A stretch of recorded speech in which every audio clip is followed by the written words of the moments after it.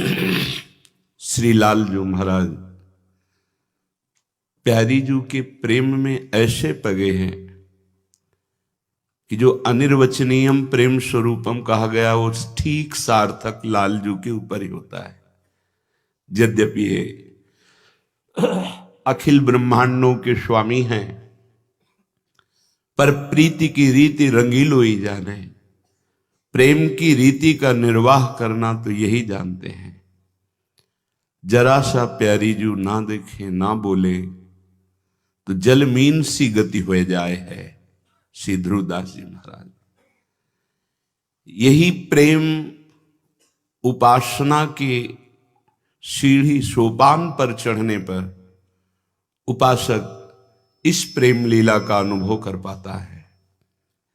ये प्रेम लीला केवल रसिक महापुरुषों के अनुभव का विषय है, वाणी से तो वर्णन हो ही नहीं सकता है। अनिर्वचनीयम प्रेम स्वरूपम, प्रेम का स्वरूप वर्णन नहीं किया जा सकता। कुछ दशा कुछ लक्षण बाहरी वर्णन किए जा सकते हैं, फिर ये तो प्रेम समुद्र का सार श्री लाडलीजू और लालजू महाराज का, बिहारीजू महाराज का जो निज महल का विलास, ये तो योगींद्रों मुनींद्रों के लिए भी दुर्लभ है। कोई कह सकता है जो योगींद्रों मुनींद्रों के लिए दुर्लभ हो, हमें कैसे सुलभ हो सकता है? तो जैसे आवे में पकी हुई मटकी को फोड़कर फिर कुछ नहीं बनाया जा सकता, लेकिन कच्ची मटकी को फोड़कर कुछ भी बनाया जा सकता है। ऐसे ही ये जो बड़े महान योगींद्र मुनींद्र जन है, परिपक्व अवस्था को प्राप्त है। अब इनकी जो निष्ठा है वो बदलना बहुत कठिन है। अपने लोगों की कोई निष्ठा नहीं है, अपने लोग एकदम कच्ची मटकी की तरह हैं।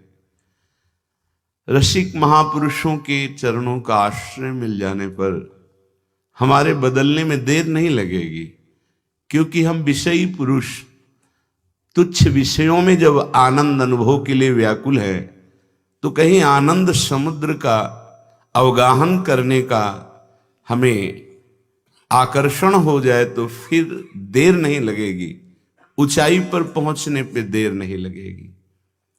हम अपने आचार्य गुरुजनों के द्वारा गाई हुई दिव्य रसमय लीलाओं का गायन करें। उनका अर्थ क्या है वो वाणी जी स्वयं अनुभव में कराएगी। वचन के द्वारा उसका अर्थ हो ही नहीं सकता, क्योंकि शब्द पकड़ नहीं पाओगे। ये अंतर की डूबी हुई बातें हैं जो केवल भाव देह को प्राप्त हुए महापुरुष रसास्वादन करते हैं। इसीलिए कहा और सब में गोष्ठी, रस में गोष्ठी कहा। ये तो मुंह का स्वादनवत है। गोष्ठी तो तब होना जब बोलने का अवसर हो। कौन रस बाढ़ो जहां बोलिबो ये भाररी, ये रस रसिक महापुरुष अपने हृदय में अनुभव करते हैं, पर वाणी से यत किंचित बाह्य वर्णन होता है, आंतरिक नहीं, क्योंकि ये मुंह का स्वादनवत। गूंगा चाहे जितना मीठा पवा दो क्या बोल पाएगा कि कैसा मीठा है? जो बोला वो चखा नहीं, जो चखा सो बोला नहीं। अर्थात जो नेत्रों ने देखा तो वाणी की सामर्थ्य नहीं कि बोल सके, क्योंकि वाणी ने देखा नहीं। नेत्र देख पा रहे हैं लेकिन वो बोल नहीं पा रहे हैं, और वाणी बोल पा रही तो उसने देखा नहीं, तो अधूरा तो हो ही गया वर्णन। तो आवत जात बजावत नूपुर, मेरो तेरो न्याव दई के आगे, जो कछु करो सो हमारे सिर पर, निपट निकट मवास हुए रही प्यारी,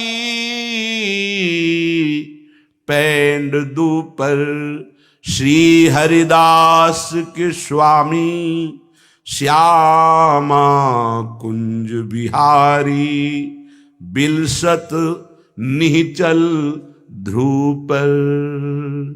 श्री हरिदास के स्वामी श्यामा कुंज बिहारी, बिलसत निचल ध्रुव पर। ऐसे ही युगल सरकार अचल विहार करते रहो, ध्रुव पर अचल विहार करते रहो। जो विहार की बात है वो केवल रसिक महापुरुषों के मनन की है। श्रीपाद प्रबोधानंद जी महाराज कह रहे हैं, यत्र श्री कृष्ण चंदे स्मित रुचिर रुचिरे चक्षुराधाय राधा। ओहो, जहां स्वयं श्री कृष्णचंद्र जी महाराज जिनकी आराधना करते हैं वो श्री राधा, उनके मुखमंडल में चकोर की भांति नेत्र लगाए हैं।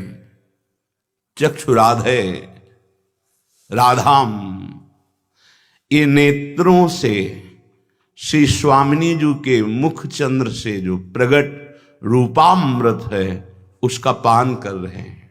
अपने लोग श्रृंगार के बाद गान करते हैं, प्रिया बदन छवि चंद्र मनो प्रीतम नयन चकोर। कैसे कैसे कोई वर्णन करे। अनंत ब्रह्मांडों के स्वामी, सौंदर्य माधुर्य के समुद्र प्रभु, जिनके रूप का अपलक नेत्रों से पान करते हैं, उस रूप का कैसे कोई वर्णन कर सकता है। तेरो रूप कहत नहीं आवे, जैसे हित हरिवंश कछुक जस गावे। यत्र श्री कृष्ण चंदे स्मित रुचिर रुचिरे चक्षुराधाय राधा। जिनकी आराधना स्वयं श्री कृष्ण चंद्रजू करते हैं, जो मंद मंद मुस्कुराती हुई श्री स्वामिनी जी वृंदावन नवनिभृत निकुंज में विराजमान हैं। लालजू अपने नेत्रों को स्वामिनी जी के मुख चंद्र पर एकटक लगाए हुए हैं, अपलक लगाए हुए हैं। और वक्तेन्द्रौ मंद मंदम रणयति मुरली मुल्ल सद्रो महर्षे। श्री प्रियाजू की तरफ देखते हुए रोमांच हो रहा है। देखो, प्रेम समुद्र में उफान आ रहा है, क्योंकि शांद्रानंद घन प्रेम मूर्ति किशोरी। स्वामिनी जी प्रेम समुद्र का सार हैं। रूप चंद्र का पान करते हुए चकोर की भांति लालजू के नेत्र श्री स्वामिनी जी की आराधना करते हैं। स्वामिनी जी के रूपामृत का पान करके पुलकित हो जाते हैं, रोमांच हो जाता है। और वक्तेन्द्रो मंद मंदम रणयति मुरली मुल्लसद, बड़े उल्लास से युक्त हो करके अपने अधरों में मुरली विराजमान करके राधा राधा राधा ऐसा रटते हैं। जब ये अपने अधरों में विराजमान करके मुरली नाद करते हैं तो वैकुंठे ध्यान लीला नाखिल करण गण स्थित प्रभु काम मूर्छा। वैकुंठाधिपति भगवान श्री नारायण बंशी की ध्वनि सुनकर प्रेम विकल मूर्छित हो जाते हैं।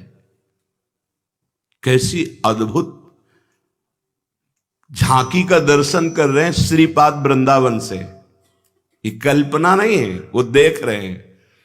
जैसे आंवले को हथेली पर रख के चारों तरफ से देखा जा सकता है, ऐसे ही अनंत ब्रह्मांड परम धाम सबका दर्शन दिव्य दृष्टि संपन्न महापुरुष करता है। जो त्रिकालज्ञ महापुरुष हैं वो त्रिभुवन को जानते हैं लेकिन धाम लीलाओं को नहीं।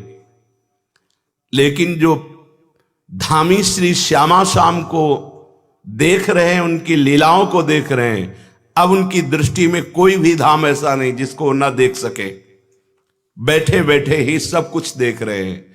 जब देखा कि लाडली जी के मुख चंद्र का चकोर की भांति श्री कृष्ण चंद्र जो अपने नेत्रों से पान कर रहे हैं। राधया राधा, जिनकी आराधना कर रहे हैं उनका नाम राधा है। और अपनी वंशी को अधरों पर विराजमान करके वक्तेंद्रो मंद मंदम रणयति मुरली मुल्लसद, उल्लसित होकर जेव ही मुरली नाद किया राधा राधा, रोम हर्षे पुलकित स्वयं लालजू हो गए, आनंद विह्वल हो रहे हैं। तो क्या हुआ? बोले वैकुंठे ध्यान लीला ना अखिल करण गण इस्तत् प्रभु काम मूर्छा। वैकुंठ के प्रभु श्री नारायण वंशी ध्वनि सुनकर के प्रेम मूर्छित हो गए। संप्रापो श्री विषादी न मुद मणोमपि प्राप तत्र लोकहा।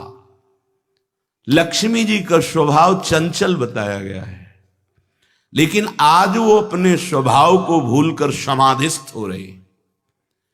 समाधिस्थ ध्यान लीला ना अखिल करण, जो प्रभु समाधिस्थ थे वो प्रेम विकल हो गए नारायण, और जो लक्ष्मी जी का स्वभाव चंचल कहा गया है वो प्रेम समाधि को प्राप्त हो रही। ऐसे तीनों लोकों को वश में करने वाली जहां मुरली बज रही, जहां मुरलीधर को अधीन करने वाली श्री किशोरी जो विराजमान है, ऐसे वृंदावन का जो आश्रय ले लेता है, जो वास स्वीकार करता है, जो आराधना वृंदावन की करता है, तो कह रहे हैं यहां जो वास कर रहे हैं, चाहे वो शुनी माने कुतिया या कुत्ता या शुकर, कोई भी पशु पक्षी, ये बड़े बड़े परमहंस हैं, कोई साधारण नहीं है। जहां ऐसे प्रिया प्रीतम विराजमान हैं जिनका नाम श्यामा श्याम है, जिनका धाम वृंदावन है, ऐसे वृंदावन के पशु पक्षियों में कभी हे भाव न कर लेना।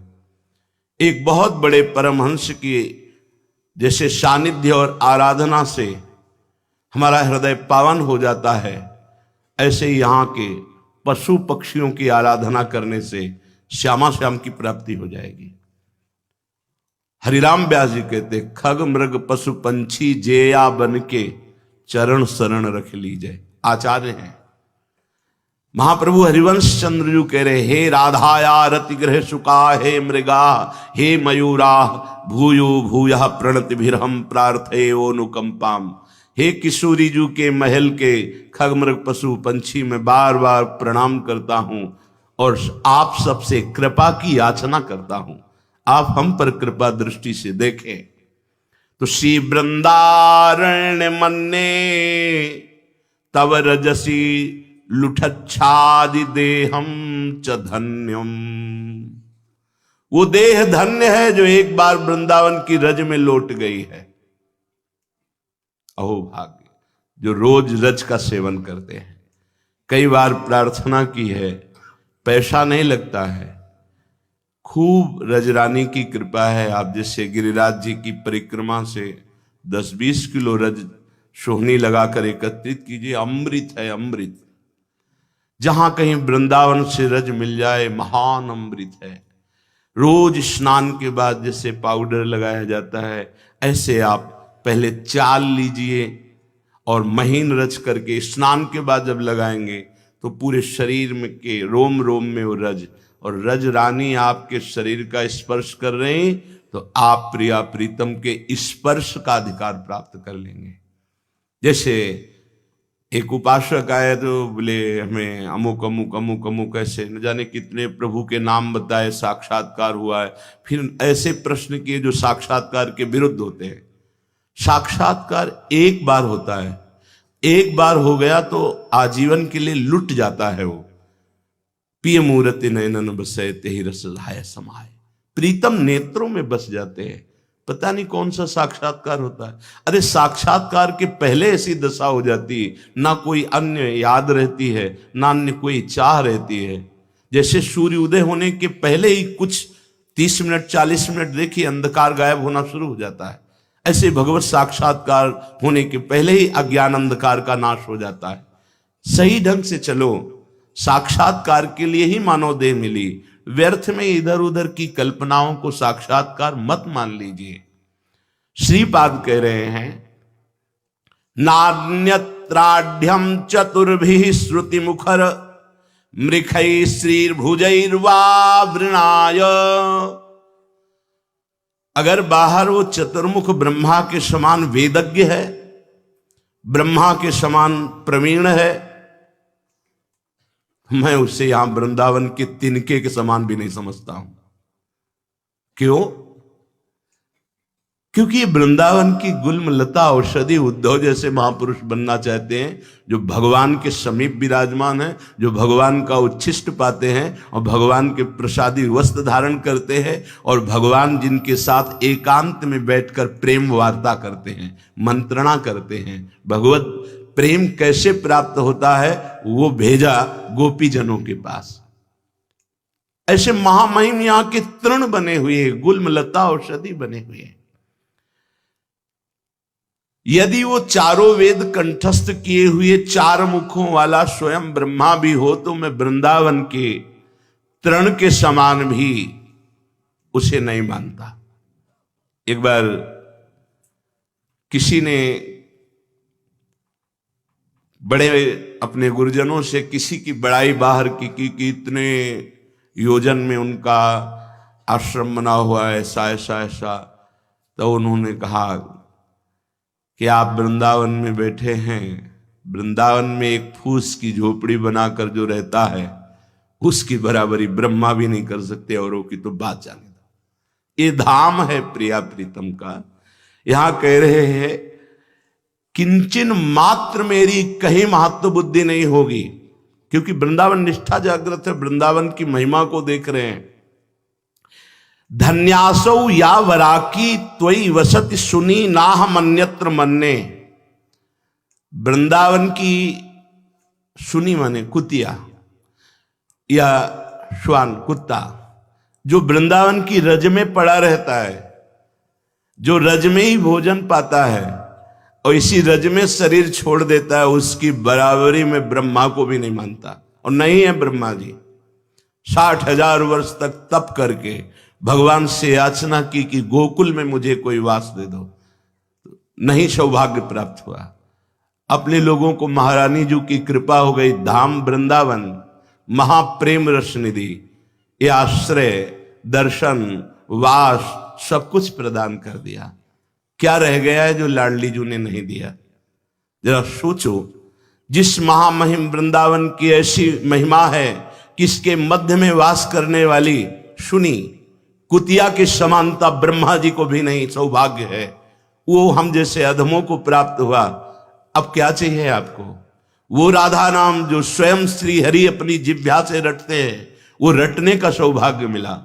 वो रसिकों का संग जिसके लिए याचना ध्रुव जी महाराज कर रहे हैं कि मुझे अटल पदवी में जो मांगा वो धोखा हो गया। प्रभु, यदि मुझे आपके प्रेमी जनों का संग मिला होता तो आपकी श्री अंग सेवा मांगता, अटल पदवी नहीं। वो भगवत प्रेमी महात्माओं का आपको संग मिला। यहां कौन कौन से महात्मा किस कोटि के बैठे हैं, व्यक्त अव्यक्त, आपको क्या पता? ये श्री जी का धाम है, कब कहां कौन सी विभूति आपके पास ही बैठी हो और आप न जान पाए। और ये उस रज में बैठे हो जो शिव सनकादि के याचत। कितना बड़ा सौभाग्य! ये सौभाग्य तुम्हें दिखाई दे रहा है? अगर दिखाई दे रहा है तो रोना आएगा कि लाडली में अनाधिकारी और मेरे ऊपर कितनी कृपा। लेकिन हम तो कोसते रहते हैं, कहां प्रभु हम पर कृपा करे, क्योंकि हम कृपा मानते हैं भोगों में। इस कृपा को नहीं देख रहे कि जो अहेतु की अमोघ कृपा हुई है। ऐसी कुछ माया की चाल है कि वो समझ ही नहीं पा रहा कि हमको नाम और मंत्र एकत्रित करना है। वो केवल मन को बहिर्मुख करके अर्थ आदि की प्राप्ति या भोग वासना या समय व्यतीत करना, समय कैसे कटे फंसाते रहता है। यहां मुक्त होने के लिए रखा गया, वो फंसाता चला जाता है अपने मन को। सावधान! यहां की क्यों इतनी महिमा गाई गई है?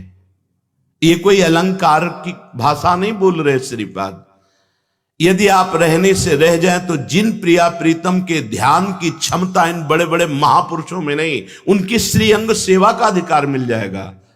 श्रीमद राधा सुधा निधि में महाप्रभु हरिवंश चंद्र जी कह रहे हैं, प्यारोढ़ुम क्षमते न यच्छिव सुखादि नाम तु यद ध्यानगम। सोचो, जहां उनकी क्षमता नहीं है युगल सरकार की लीला के ध्यान की, वहां हमें उनके श्रीअंग सेवा का अधिकार धाम दिला रहा है। बस हमें लेना है। समेट जाओ, वृत्ति को समेट लो, बहिर्मुख वृत्ति से अंतर्मुख आ जाओ, रजरानी का सेवन करो। जो उपासना मिली है गंभीर भाव से, उदासीन होकर जगत से निरंतर उसमें लगे रहो, जीवन का परम लाभ मिल जाएगा। लक्ष्मी हस्तावलंब प्रणय वर वधूप्यत धूतात्म तत्वाम। आहा, यदि इस वृंदावन में रजरानी को लगाए हुए हैं, नाम जप कर रहा है, रोमांचित हो रहा है राधा राधा कह के, उसको जो प्राप्त है उसके आगे कह रहे आत्म तत्व स्वरूप लक्ष्मी जी को भी मैं कुछ नहीं समझता। लक्ष्मी हस्तावलंब प्रणय वर वधूप्यत धूतात्म तत्वाम, जो आत्म तत्व स्वरूप है उनको मैं कुछ नहीं समझता। उस उपासक को जो प्राप्त है रज लगाए हुए राधा राधा राधा राधा, और रोमांचित हो रहा है, आनंदित हो रहा है। अहो भाग्य, धन्य धन्य धन्य तेई जे इनके उपास है। आपको क्यों अनुभव में नहीं आता कि आप वृंदावन का आश्रय लिए हैं, आप वृंदावन वासी हैं, आप प्रिया प्रीतम के उपासी हैं? आपको ये आनंद क्यों नहीं आ रहा? क्योंकि आपकी इंद्रियां बहिर्मुख है। आप विषयों में सुख खोजना चाहते हैं। यदि उपासक बाह्यानुसंधि परिवर्धयेत फलम दुर्वासनामेव ततस्ततोधिकाम ज्ञात्वा विवेकैः परिहृत्य बाह्यम स्वात्मानुसंधिं विदधीत नित्यम। बहुत ध्यान देने योग्य बात। अपने को सब कुछ मिल गया, मानव देह मिली, सत्संग मिला, साधना मिली। अगर हम ये मानव जीवन में भगवत प्रेम नहीं प्राप्त कर पाए, तत्वबोध नहीं कर पाए, तो इससे बड़ा घाटा कुछ नहीं होगा। और इसकी पूर्ति पता नहीं किस युग में फिर हमें अवसर मिलेगा। किस जन्म में नहीं, किस युग में, किस काल में बहता चला जा रहा था इस 84 के चक्र में। संस्कृति मांझ बरियाए के पर बीच में रोक दिया प्रभु ने और निकाल करके मानव देह दी। अब अपना कल्याण कर ले, फिर भूल गए। उपासक बाह्यानुसंधि परिवर्धयेत फलम। जब तुम अपनी इंद्रियों को बाहर रखोगे और ये भेद दृष्टि से स्त्री पुरुष, सुख दुख, मान अपमान, विषय चिंतन, तो इसका फल भी उत्पन्न होगा। देख लो, वृंदावन में हो लेकिन कितना प्रेम है प्रियालाल से, आप देखो। कई बार दिन में रोते हैं, ये देखिए। कितनी बार तड़पते हैं आप प्रिया प्रीतम के लिए, ये देखिए। आपका मनोरंजन कहां होता है? प्रियालाल की रूप माधुरी, लीला माधुरी, गुण माधुरी नाम या सांसारिक नाम रूप में, सांसारिक भोगों में, सांसारिक वार्ता में? देख लीजिए। बाह्यानुसंधि परिवर्ध ये फलम, फल मिलेगा तुम्हें।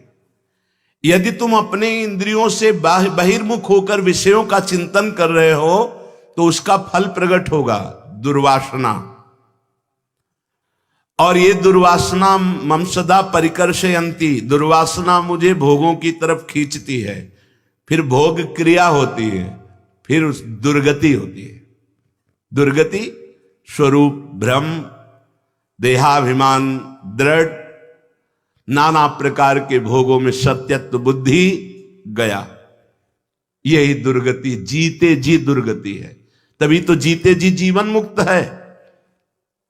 जिसकी इंद्रियां अंतर्मुख हैं, निरंतर प्रभु का चिंतन हो रहा है, उसका फल प्रकट होता है। क्या? दुर्वासना भस्म हो जाती है और वो जीवन मुक्त हो जाता है। जिसकी इंद्रियां बहिर्मुख है, विषयों का चिंतन करता है, उसका फल प्रकट होता है, दुर्वासना बढ़ती है और दुर्व्यवहार रूपी क्रियाएं होती हैं, असत क्रियाएं होती हैं और वो दुर्गति को प्राप्त हो जाता है।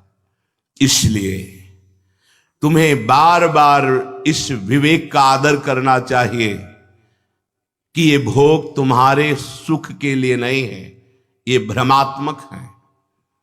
तुम शरीर नहीं हो, तुम इंद्रियां नहीं हो, तुम मन नहीं हो, तुम आत्म स्वरूप हो।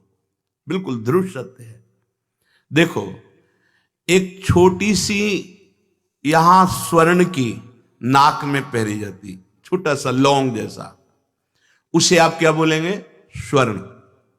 और सुमेरु पर्वत को क्या बोलेंगे? स्वर्ण। कितना हम यहां वजन का नहीं, जो नाक है इसका आभूषण है तो उसे लौंग कह सकते हैं, उसे नथ कह सकते हैं, बेसर कह सकते हैं, ये नाम रूप उसका अलग हो सकता है, लेकिन है क्या? तो बोलेंगे स्वर्ण। तो सुमेरु क्या है? जो 4 लाख योजन का, बोले स्वर्ण। ठीक ऐसे ही ईश्वर क्या है? बोले भगवत स्वरूप। तो जीव क्या है? आत्म तत्व क्या है? बोले भगवत स्वरूप। स्वर्ण की पहचान रखने वाला वजन को नहीं देखता, नाम को नहीं देखता कि हार है, ये कुंडल है, ये कर्ण आभूषण है, ये नथ है, वो ये नहीं देखता। वो बोलता है स्वर्ण। कीमत नथ की नहीं है, स्वर्ण की है। ऐसे ही चींटी में, हाथी में, ब्रह्मा में एक ही वो भगवान विराजमान है, इतना भी अंतर नहीं है। वैसे ही आप केवल शरीर भाव से होने के कारण जीव कहलाए गए, नहीं तो जैसे छोटी सी नाक की लौंग वो स्वर्ण ही है, ऐसे ही चींटी के अंदर जो बैठा हुआ परमात्मा वो आत्म तत्व परमात्मा ही है, बिल्कुल अंतर नहीं। वैसे ही तुम्हारे अंदर बैठा हुआ, अपने से लेकर संपूर्ण सृष्टि में एक ही परमात्मा विराजमान है। सच्ची बानी, ये बहुत बड़ा भ्रम हो गया है। 10 आदमी नाव से उतरे तो बोले गिन लो यार, कोई कहीं गिर तो नहीं गया? वो 1 2 3 4 5 6 7 8 9, बोले 9 है, एक गायब है। बोले तुम गिनो। वो 1 2 3 4। तो जो नाविक था उसने कहा 10वें तुम हो, अपने को क्यों नहीं गिन रहे? तुम अपने को भूल कर गिनते रहोगे, गिनती कभी पूरी होगी ही नहीं, 9 ही निकलेंगे, 10वां नहीं मिल पाएगा। वो 10वां तुम हो पक्का। सर्वम खलमिदम ब्रह्म। तो इधर से शुरू करो। छोटा बड़ा नहीं, आकार नहीं, नाम रूप नहीं, वो तत्व सब में समान भाव। सर्वान वस्तुतया निरीक्ष, हरिवंश महाप्रभु। सर्वान वस्तुतया निरीक्ष, तो सर्वान में ये भी तो है ना, तो यहां भी तो है ना, इस हृदय में भी विराजमान वही है। तो आप कौन हुए? जो सर्वान वस्तुतया निरीक्ष, तो आप कौन हैं? वो वस्तु ही तो है। कौन? जिसकी खोज कर रहे हो। जब जीव भगवत धाम जाता है तो किस स्वरूप से जाता है? निज स्वरूप से। वो निज स्वरूप क्या साधना से पैदा हुआ क्या? नहीं, वो था, वो है, वो रहेगा। उसे भूल गए थे। बस असाधनों का त्याग करते करते जे ही हृदय पवित्र हुआ तो ये झांकने में आ गया, हाँ मेरा स्वरूप क्या है। तो वो पार्थिव शरीर का राग त्यागी भगवत अनुराग में डूबा हुआ अपने स्वरूप को प्राप्त करके धाम जाता है, या वो अपने स्वरूप को प्राप्त करके मोक्ष पदवी को प्राप्त होता है, लय हो जाता है, ज्ञान मार्ग। खास बात पकड़ो, बाह्यानुसंधि परिवर्धयेत फलम। ये बहुत बढ़िया बात है। साधक हर समय बहिर्मुख रहता है। बहिर्मुख का मतलब ये सत्य है संसार, इस भाव से व्यक्ति का चिंतन, चाहे स्त्री शरीर का चिंतन, पुरुष शरीर का चिंतन, विषयों का चिंतन, मान प्रतिष्ठा का चिंतन, राग द्वेष का चिंतन, ये बहिर्मुख है। बहिर्मुख का मतलब नहीं कि वो आंख खोल के नहीं देखता, वो कोई क्रियाएं नहीं करता, वो कोई बात नहीं करता। वो बात करता है लेकिन भगवत स्वरूप में स्थित होकर। वो देखता है सबको भगवत स्वरूप, वो क्रियाएं करता है भगवत भाव में मगन होकर। वो बहिर्मुख नहीं है, चेष्टाएं बहिर्मुख दिखा रही, हर समय वो अंतर्मुख रहता है। बाह्यानुसंधि, वो बाह्य चिंतन कर रहा है, भगवत विमुख चिंतन कर रहा है। तो परिवर्धयेत फलम, उसका फल प्रकट होगा, दुर्वासना। और ये दुर्वासना उत्तरोत्तर बढ़ती जाएगी। परिणाम अशांति, क्लेश, दुख, विक्षेप, डिप्रेशन, ये सब। तुम अपने विवेक का आदर क्यों नहीं कर रहे हो? जो तुम्हें सत्संग में विवेक प्राप्त हुआ उसका आदर करो ना। वास्तविक तुम शरीर नहीं हो। ये 4 दिन के लिए छूट जाएगा शरीर, काम बना लो अपना। तुम न स्त्री हो न पुरुष हो, तुम भगवत स्वरूप हो, मानो। जैसे कहा जाता है कि जीव ईश कैसे हो सकता है, तो है कौन ये, कहां से आया है? तो बोलना पड़ेगा ईश्वर अंश, ठीक है। तो 1 चम्मच गंगा जल क्या बोलोगे? पानी, गंगा जल ही बोलोगे। तो 1 टैंकर गंगा जल ही, और पूरी धारा गंगा जल ही। सिद्धांत से विलग मत जाओ। पूर्णमदः पूर्णमिदं पूर्णात् पूर्णमुदच्यते पूर्णस्य पूर्णमादाय पूर्णमेवावशिष्यते। सिद्धांत कहता है अगर पूर्ण से कुछ भी बचता है तो पूर्ण ही है। पाणे का लड़का पाणे ही होता है, नहीं तो अविनाशी का बच्चा अविनाशी ही है। बच्चा आत्मस्वरूप अंश, कोई अंतर नहीं। ये अपने हमारी जो दुर्दशा हो गई, ये देह भाव में हो गई है। देह भाव में आकर हमारा पतन हो गया। ये भोग, ये देखना, ये सूंघना, ये छूना, इनकी कोई आवश्यकता नहीं है। ये जो अभाव पैदा हुआ है आपके अंदर, अपने को भूल जाने, अपने प्रभु को भूल जाने के कारण, अपनी प्रियाजू को भूल जाने के कारण। देखो, अगर साधन करके भगवत प्राप्ति करनी तो ये बात समझना होगा। आज हम संत महात्माओं के पास भी जाते हैं तो केवल अपनी बाह्य कामनाओं की पूर्ति की लालसा लेकर जाते हैं। ये नहीं सोचते कि जो दुख की जड़ है उसमें आग लगा दें, जड़ से दुख को नष्ट कर दे। वो एक ही उपाय है, भगवत प्राप्ति। भगवत प्राप्ति सतत भजन से होती है, चिंतन से होती है। जो इस बात को हर समय जानता रहता है, देखो पकड़ना बात कि वास्तविक मैं शरीर तो नहीं हूं। शरीर पंचभूतों से रचा है। अगर हमको यहां से कैंसर हो जाए तो यहां कटवाने में कोई फर्क नहीं पड़ेगा। कटवा दिया, अंग कटवा दिया, और पूरा कैंसर से भी बड़ा भयानक ये दुर्वासना अनंत जन्मों से लगी हुई है। इसके लिए पूरे शरीर को छोड़ना होगा, शरीर का राग छोड़ना होगा। शरीर को छोड़ने का मतलब शरीर का नाश नहीं है। शरीर का नाश करोगे दूसरा मिल जाएगा, शरीर भूत का मिल जाएगा, न जाने कितनी गंदी योनियां हैं उनमें चले जाओगे। शरीर का राग छोड़ना है। अब मुझे भगवत प्राप्ति करनी, इसमें इतनी आग है कि शरीर का राग भस्म हो जाएगा। मेरे प्रिया प्रीतम कैसे मिलेंगे? भस्म हो जाएगा शरीर का राग। नाम जप करो, देखो ये आग पैदा हो जाएगी। अंतर दाव लगी रहे, धुआं न प्रगटे कोय, कह जाने दिल आपनो या जा सिर बीती होए। पूज्यपाद उड़िया बाबा को ऐसी मुमुक्षुता जागृत हुई कि जीना नहीं, अगर ब्रह्मबोध नहीं तो जीना नहीं। 3 दिन 3 रात तीर्थराज प्रयाग के खंडहर में अपने शरीर को ऐसे, कितनी दृढ़ता, कुछ अनुभव नहीं हुआ। अब क्या करें? कैसे अनुभव हो मैं आत्मस्वरूप हूं? ये शरीर का राग कैसे नष्ट हो? तो नष्ट कर देता हूं शरीर को। क्या जोर की मुमुक्षुता कि शरीर रखना भार लगने लगा। फेंक दिया, लौकी का कमंडल था गंगा जी में, ऊपर का वस्त्र भी फेंका और कहा अपने हाथों से पानी काटूंगा नहीं और डूब के शरीर को छोड़ देता हूं अगर ब्रह्मबोध नहीं होता।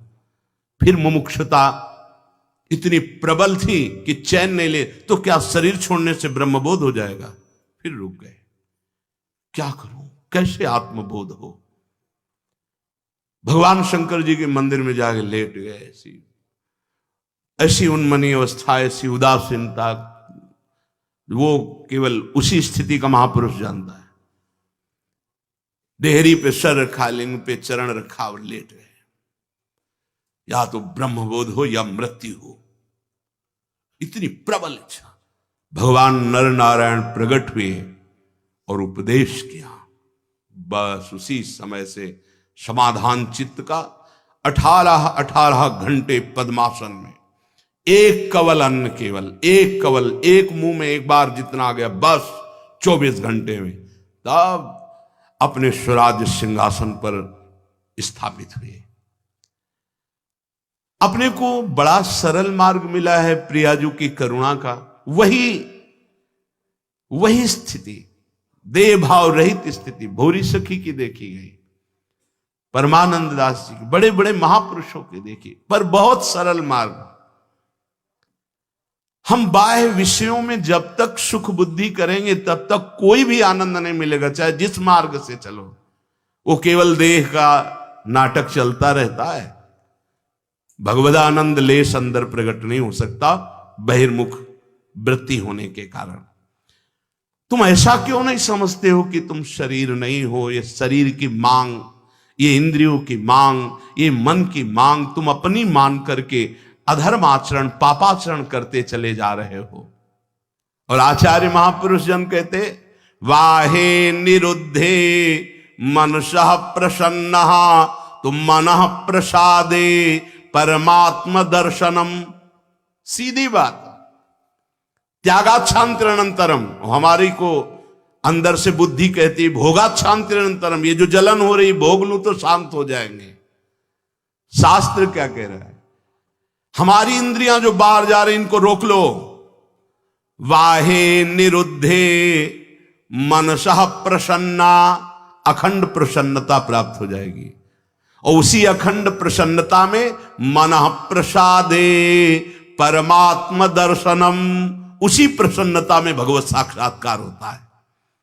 तस्मिन् सुदृष्टे भवबंध नाशो बहिर्निरोधा पदवी विमुक्ते। उसी समय आवागमन चक्र नष्ट हो जाता है, जे ही वो परमात्मा दर्शन करता है। इसलिए बाह्य विषयों के भोग की चाह को रोक दिया, वही मुक्त पदवी में बैठ गया, वही जीवन मुक्त हो गया। कितना सुंदर स्पष्ट वर्णन है। यदि बाह्य पदार्थों विषयों को भोगने की लालसा को रोक दिया तो मन में एक आनंद मीठा मीठा उत्पन्न होता है। जैसे जैसे भगवत चिंतन अंदर बढ़ता जाता है, आनंद बढ़ता जाता है, उसी आनंद में, उसे आनंद की उद्रेक में परमात्मा का साक्षात्कार होता है। और उस साक्षात्कार होते ही संसार बंधन विध्वंस हो जाता है। अर्थात भोगों से मन को हटा लेना ही जीवन मुक्त अवस्था का अनुभव करना है। पूरा जीवन इसी में लगे, ये खा लें, ये सूंघ लें, ये भोग लें, ये देख लें, ये यथा लाभ संतोष सदा काहू सो कछु न चाहूंगा।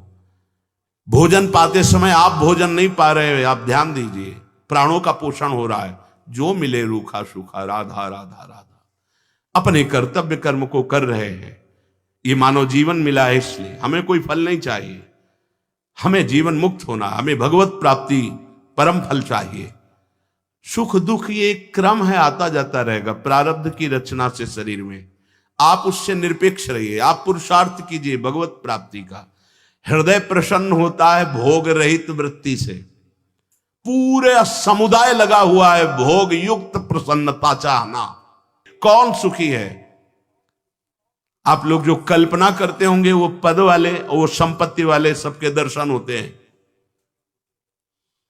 अशुभ प्रवाह होता है और पश्चाताप की अग्नि जलते हुए बोलते हैं, इतने बड़े बड़े पद में हैं कि आप जिनकी कल्पना करते हैं कि काश में ऐसा होता, वो हैं। वो रास्ता खोज रहे हैं कि जलन कैसे मिटे। वो रास्ता एकमात्र श्री भगवान के चरणों का आश्रय लेकर धर्म पूर्वक कर्तव्य करते हुए, नाम जप करते हुए जीवन बीते। वो तो किया नहीं तो हाथ क्या लगा? पश्चाताप क्लेश अशांति, भारी घर में जलन, भारी हृदय में जलन। अब कहां मिटे, कैसे मिटे? क्योंकि पद है, रुपया है, पैसा है, सब है, लेकिन वो नहीं है जो होना चाहिए। वो केवल भगवत चिंतन से होता है, केवल भगवत आश्रय से होता है। अपने लोग बड़े सौभाग्यशाली हैं जो ये बात सुन रहे हैं, इसको धारण कर लो। धारण नहीं करोगे कोई उपाय नहीं है। ये दुखालय मशाश्वतम तुम्हें कभी सुखी नहीं कर सकता। आज हम चर्चा भी करते हैं तो केवल वही चर्चा करते हैं जिससे और फंस जाए। मुक्त होने की, भगवत प्राप्ति की चर्चा मिलना कठिन है। ये दान करो, वो करो, इससे क्या होगा? मन तुम्हारा विषयों में लगा है, तुम लाखों रुपया दान कर दोगे, करोड़ों मिल जाएंगे, फिर क्या होगा? लाख में तो तुम्हारी दुर्दशा है, करोड़ में तुम्हारी दुर्दशा और कितनी हो जाएगी। अर्थ है लेकिन राग नहीं है, भोग है लेकिन वासना नहीं है, परिवार में है लेकिन ममता नहीं है, विचार चल रहे हैं लेकिन अहंकार नहीं। वो जीवन मुक्त महापुरुष है, चाहे गृहस्थ हो चाहे विरक्त हो। कहा पंडिता संसद सद विवेकी, श्रुति प्रमाण परमार्थ दर्शी।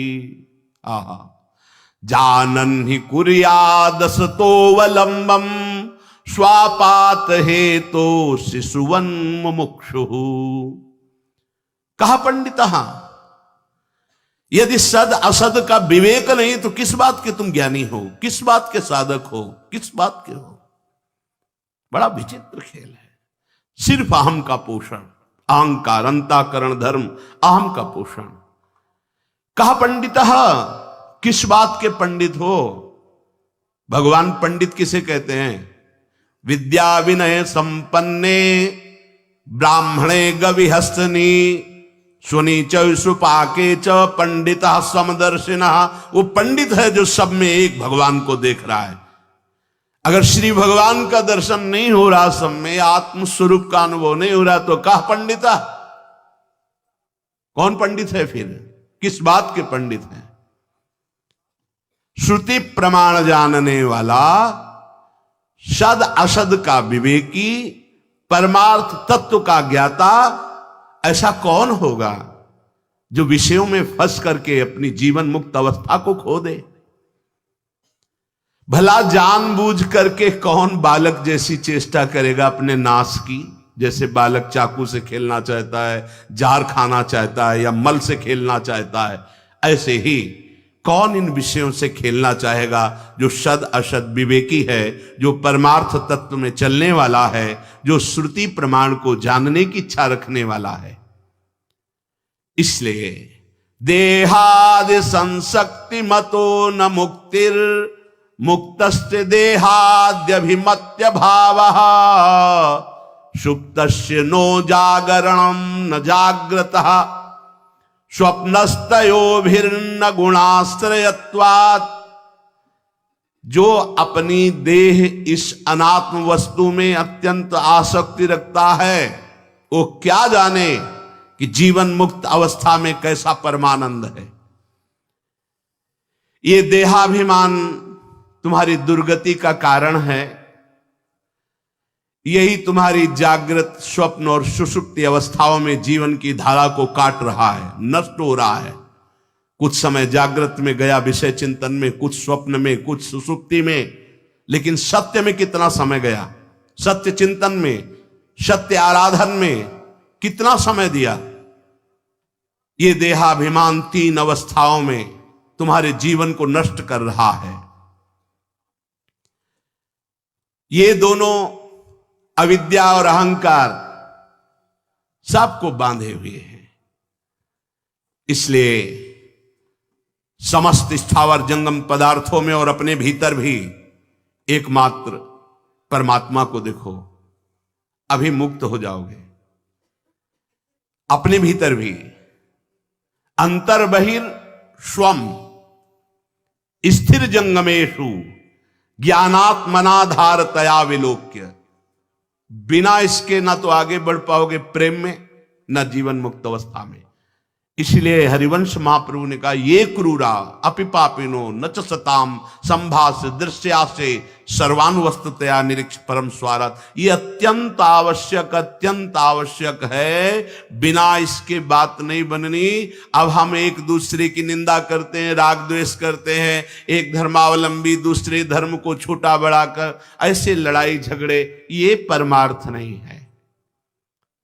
जो क्रूर हैं, पापी हैं, दुष्ट हैं, जो संभाषण योग्य भी नहीं है, हमको उनके हृदय में भी भगवत स्वरूप का चिंतन करना है। ये बाहरी लीला मायाकृत है, आप ही विराजमान हो स्वम, अपने भीतर भी। कह रहे अंतर बहिर स्वम स्थिर जंगमेशु, अंतर में, बाहर में, जड़ में, चैतन्य में और स्वयं में अपने आराध्य देव का दर्शन करे, अपने इष्ट का दर्शन करे। यहां भी मेरे प्रभु विराजमान है, यहां भी प्रभु विराजमान है, सर्वत्र मेरे प्रभु विराजमान। सा महात्मा सुदुर्लभा, क्योंकि यही माया मुक्त हो पाएगा। जहां कहीं प्रभु के सिवा कुछ और है, वही माया है। ये समस्त स्थावर जंगम पदार्थों के भीतर बाहर और आपके अंतर केवल समस्त उपाधियों से मुक्त अखंड परिपूर्ण रूप स्थित वो परमात्मा ही विराजमान है। ऐसा जो अनुभव करता है वो मुक्त हो जाता है।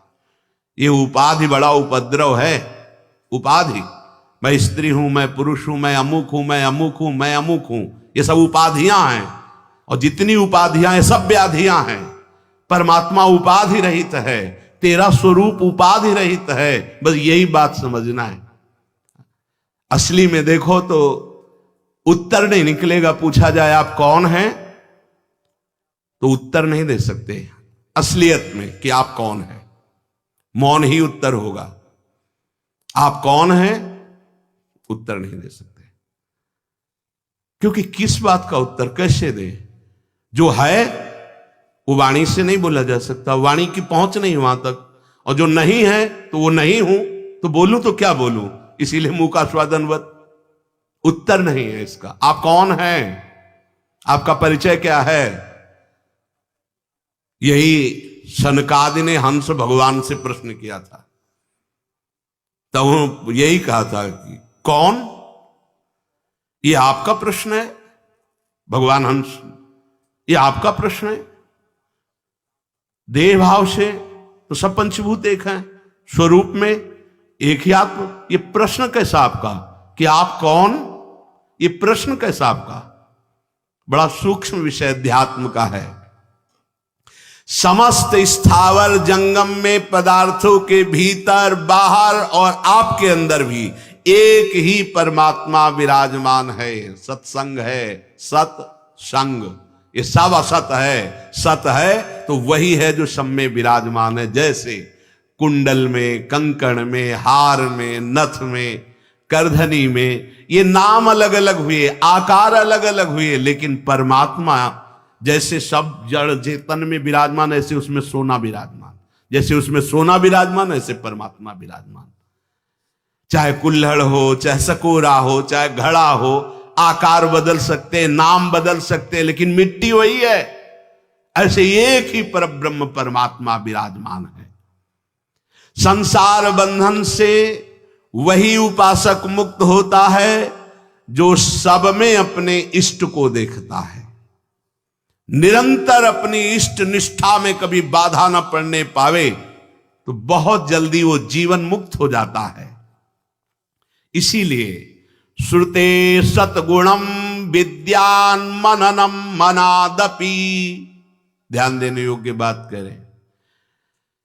जो केवल श्रवण करता है उससे 100 गुना अच्छा उपासक होता है जो मनन करता है। श्रवण का फल है मनन। आज क्या सुना, तो आपको कुछ शब्द बिल्कुल कंठस्थ होने चाहिए कि पूरे सत्संग में आज हमने 5 बातें पकड़ी, 4 बातें पकड़ी, 1 बात पकड़ी। कुछ तो पकड़ना चाहिए।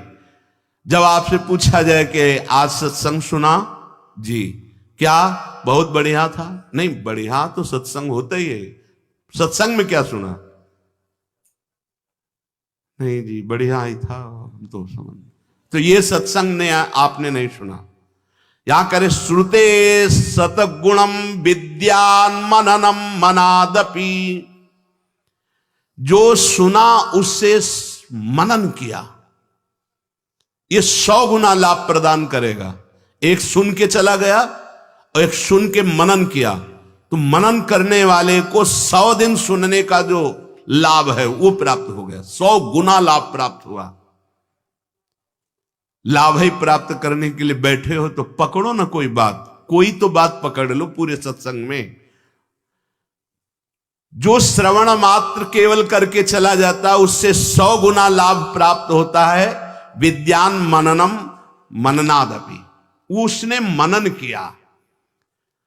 गोकर्ण जी ने संपूर्ण श्रोताओं को श्रीमद् भागवत की कथा सुनाई, लेकिन विमान धुंधकारी के लिए आया।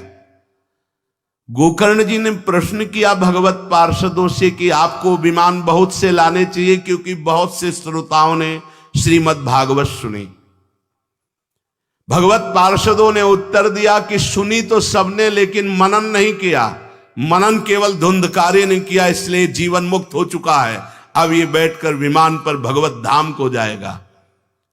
अब अगर इन सबको विमान चाहिए तो पुनः भागवत सुनाइए और सब मनन करें उसका, तो विमान आ जाएगा। इस श्रीमद् भागवत के फल महात्म्य में प्रारंभ में ही लिखा हुआ है। श्रुते सतगुणम विद्यान मननम, जो सुना उसका मनन किया। मनन करने की आदत डालो। कि सत्संग के विषय में पूछा जाए तो पूरे सत्संग को आप 4-5 पंक्ति में पूरा वर्णन कर देंगे।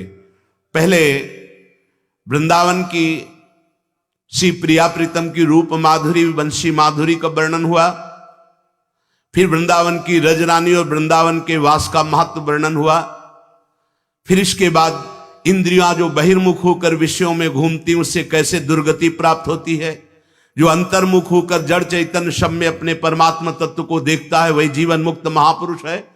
सार सार शब्द हम पकड़ते जा रहे हैं, पर पकड़ तभी पाओगे जब जगे हुए होगे। अगर सो रहे होगे तो क्या पकड़ पाओगे।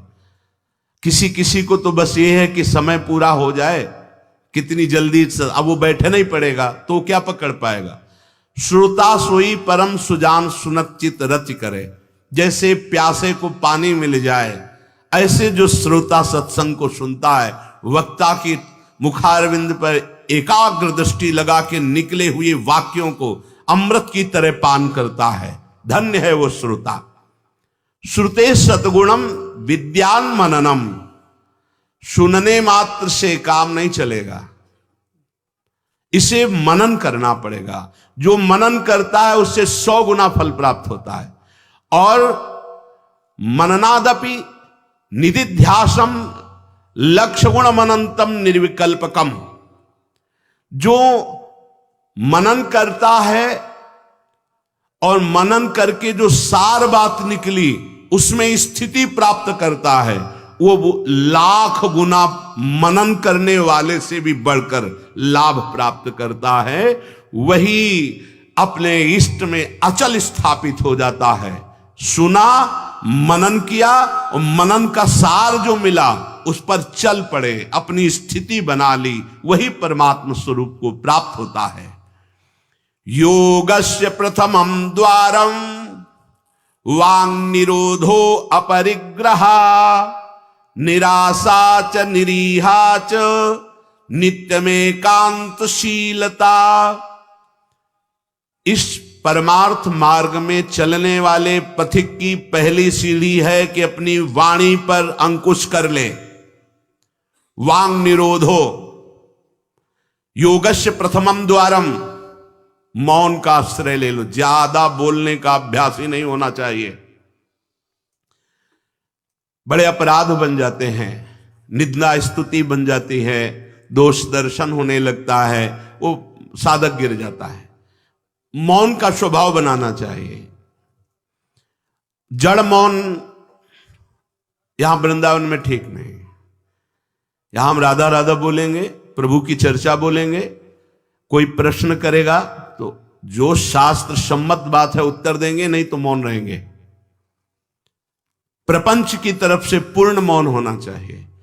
आपको पहली बार कोई खड़ा करके बात कर रहा है, समझ में आया कि इससे बात करना प्रभु को भूल जाना है, अगली बार से वो कहेगा राधे राधे, उत्तर नहीं देना, श्री हरिवंश, उत्तर नहीं देना, अंदर से श्री हरिवंश बोले चल दिए। हमें किसी से क्या लेना देना, हम किसी का अहित नहीं करेंगे, अमंगल नहीं करेंगे, हम किसी पर दोष दर्शन नहीं करेंगे, पर हम अपनी वृत्ति को भगवदाकार करने आए हैं। ये नहीं कि कोई हमसे बोले तो हम बोलना जरूरी है, नहीं, कोई प्रश्न करे तो बोलना जरूरी नहीं। उपासक हो, आप कृपा करें तो बात कर ले, ना चाहे तो बिल्कुल आपके ऊपर कोई शासन नहीं कि आपको बात करना ही पड़ेगा, ऐसा सिद्धांत नहीं है। योगस्य प्रथमम द्वारम वांग निरोधो, सबसे पहली साधना है वाणी को रोक ले। बोलने से बहुत शक्ति नष्ट हो जाती है। जैसे हम भगवत चर्चा करें तो इससे शक्ति बढ़ती है, लेकिन प्रपंच की वार्ता करने से वाणी की शक्ति नष्ट हो जाती है। जब आपकी जबान अपवित्र हो गई तो नाम कैसे चलेगा? जब वाणी अपवित्र है तो आपके अंदर शास्त्री कैसे शब्दों का भाव आ पाएगा? नहीं आ पाएगा। महावाक्यार्थस्य विचारिताम, आप नहीं विचार करने की क्षमता वाले रहेंगे। यदि आपने व्यर्थ की बातें शुरू कर दी, अश्लील भाषण बोलते, गंदी भाषा बोलते, तो आप में कभी विचार शक्ति ही नहीं रह जाएगी कि आप शास्त्रों के, संतों के वाक्यों का मनन करने की सामर्थ्य रखें। खो देंगे सामर्थ्य। बहुत अमृतमय वचन निकलते हैं मौन वाणी को पावन रखने वालों के, एकदम शहद में डूबे हुए वचन। इसलिए वाणी पर अंकुश कीजिए, जरूरत हो तो बोलिए, नहीं तो मौन। श्री जी का जस गाइए, नाम कीर्तन कीजिए, इसके अलावा मौन रहिए। इन नियम ले लीजिए। जब आए हो भगवत प्राप्ति के लिए तो काहे को बख्शो। इन इंद्रियों को सीधे अनुशासन में लीजिए ना। आपका स्वरूप इंद्रियां थोड़ी है, आप इनके संचालक हैं। आपकी सामर्थ्य से सामर्थ्यवान होकर आपको बांधे हुए हैं, आप इनको बांधिए। बहुत हो गई स्वतंत्रता इन दुष्टों की। माता देहूती जी भगवान कपिल जी से कहती, मैं ऊब गई इन दुष्ट इंद्रियों से भोगते हुए, नाथ अब वो उपाय बताइए जिनसे इन दुष्ट इंद्रियों के कब्जे से मैं बाहर निकलूं। माता देहूती जी, ये बहुत दुष्ट है, ये कुछ मिनट तो लगेगा, बहुत शांत है और भगवत स्वरूप में लगने वाली हैं, और एक क्षण में गिरा के ऐसे नरक में खड़ा कर देंगी जहां पश्चाताप ही होता है, हाथ कुछ नहीं लगता। योगस्य प्रथमम द्वारम वांग निरोधो, फिर अपरिग्रह। पहला द्वार है वाणी पर शासन कीजिए। हम वाणी गायन करेंगे, श्री जी के लीला चरित्र, नाम कीर्तन, इसके अलावा मौन। कई साधकों को यह स्पष्ट आज्ञा करी श्री जी की प्रेरणा से कि आप नहीं बोलोगे, तो उसका पालन करना चाहिए। जब सत्संग में आप सुन रहे हैं कि योगस्य प्रथमम द्वारम, तो आप अपनी वाणी को संयम में रखिए। किसी की मजाक, उपहास, किसी की चुगली, निंदा, ये सब बिल्कुल नहीं। अगर आप ये सब करते रहेंगे तो निरंतर नाम नहीं चलेगा, आप सत्संग का मनन नहीं कर पाएंगे, मनन करके आप अपने आराध्य देव में स्थित नहीं हो पाएंगे। जरूरी है मौन, जरूरी है, पर विचार मौन। ये धाम है, इसलिए हम जड़ मौन की बात नहीं करते, विचार मौन। और वो मौन ही किस काम का, जो एक शब्द में हम बात कर लेते हैं, वो 5 मिनट लगाएं। जैसे कोई बात करनी, अब वो कुछ बोला, अब उसमें पूरी एकाग्रता, पूरी शक्ति नहीं, सीधे बोल रहे, स्विच ऑफ कर दे, क्या चला गया। जड़ मौन के लिए फिर ना ना कुछ नहीं, ना लिखना, ना पढ़ना, ना कुछ, बिल्कुल बालवत परमहंस स्थिति। कोई प्रश्न नहीं, कोई उत्तर नहीं, एकदम जड़वत, जीते जी मृत, जीवन मुक्त होने के लिए। तो वो ये श्रीधाम वृंदावन है, यहां उचित नहीं, क्योंकि यहां राधा नाम स्वयं हरि रटते हैं, तो हमारी जबान की सार्थकता है, राधा नाम कीर्तन करें, वाणी जी का गायन, इसके अलावा मौन रहे। दूसरा अपरिग्रह, उतना ही स्वीकार कीजिए जिससे आपकी जीवन यात्रा चलती, इसके बाद नहीं। एक भी वस्तु एक्स्ट्रा आपके पास नहीं होनी चाहिए। क्यों होनी चाहिए? जब रोज का रोज श्री जी दे रही तो तुम्हें एकत्रित करने की जरूरत क्या है? आपको जो दिनचर्या में चाहिए बस उतना ही, इसके आगे नहीं। एक भी कंबल एक्स्ट्रा नहीं रखना होना चाहिए, एक भी वस्त्र नहीं एक्स्ट्रा नहीं होना चाहिए। जो हमारी दिनचर्या में आ रहे हैं कि 2 कॉपिन, 2 मार्किन, बनियान, स्वेटर, 1 कंबल या 2 कंबल, जिससे आपकी दिनचर्या कट रही, बस इसके अलावा आपके पास कुछ नहीं। आपकी जो दिनचर्या है, वो दिनचर्या जो प्रभु दिए हुए हैं शरीर पालन पोषण के लिए, शरीर के लिए उतनी आवश्यक है। अगर सही दिनचर्या करनी तो राइट टाइम पे आपका पहले कंबल हटना चाहिए। समय कंबल फेंक दिया दूर, अब अपनी दिनचर्या में लग जाओ। काहे को शरीर को इतना दुलार करके बबुआ बनाए हुए हो, कान के कंटूप ऐसे बांधे, मुंह में ऐसे बांधे, ऐसे क्या होना है इसको? ये जड़ शरीर है, जितना प्यार करोगे उतना ही परेशान करेगा ये।